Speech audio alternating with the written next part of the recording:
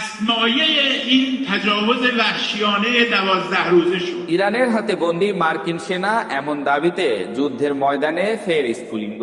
Iran যুক্তরাষ্ট্র যুদ্ধের মাঝে তেহরান থেকে এমন দাবি মুহূর্তেই আলোড়ন তুলেছে আন্তর্জাতিক অঙ্গনে। ইরানের এক শীর্ষ কর্মকর্তা বলেছেন, সংঘাতের ভেতরেই প্রতিবেশী এক দেশে কয়েকজন মার্কিন সেনাকে আটক করা হয়েছে। যদিও ওয়াশিংটন তাৎক্ষণিকভাবে এই দাবি অস্বীকার করেছে, কিন্তু দুই পক্ষের বিপরীতমুখী বক্তব্য পুরো অঞ্চলে নতুন করে উত্তেজনার আগুন জ্বালিয়েছে।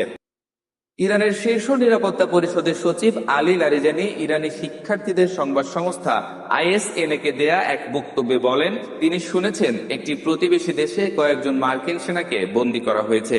যদিও কোথায়, কিভাবে বা কতজন সেনা আটক হয়েছে তা স্পষ্ট করেননি তিনি, কিন্তু এই বক্তব্যই মুহূর্তে আন্তর্জাতিক সংবাদ মাধ্যমের শিরোনাম হয়ে ওঠে।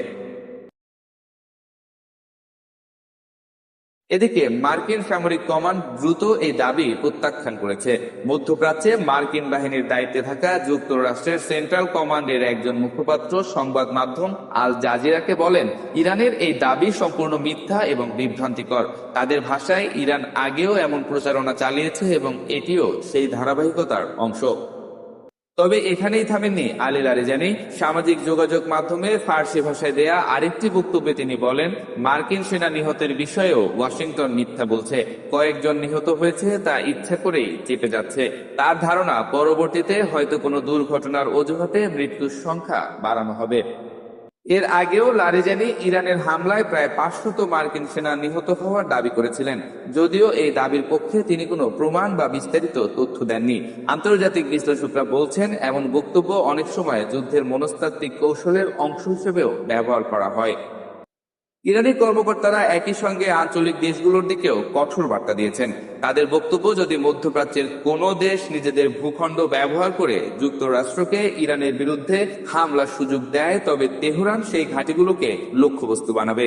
যুদ্ধক্ষেত্র কেবল দুই দেশের মধ্যে সীমাবদ্ধ নয়, ছড়িয়ে পড়েছে পুরো অঞ্চলে। অন্যদিকে পেন্টাগনের সর্বশেষ তথ্য বলছে, ইরানের পাল্টা হামলায় এখন পর্যন্ত 6 জন মার্কিন সেনা নিহত এবং 18 জন আহত হয়েছে। তবে যুক্তরাষ্ট্র স্পষ্টভাবে জানিয়েছে তাদের কোনো সেনা বন্দী হয়নি।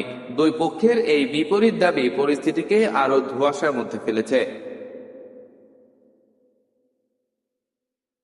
ইরানের সর্বোচ্চ নেতৃত্বের ভেতরেও আপাতত পিছু হটার কোনো ইঙ্গিত দেখা যাচ্ছে না। প্রেসিডেন্ট মাসুদ পেজিশকিয়ান আঞ্চলিক দেশগুলোর বিরুদ্ধে হামলা কমানোর সম্ভাবনার কথা বললেও বিচার বিভাগের প্রধান যুদ্ধের কৌশল বদলাচ্ছে না ঘোষণা দেন।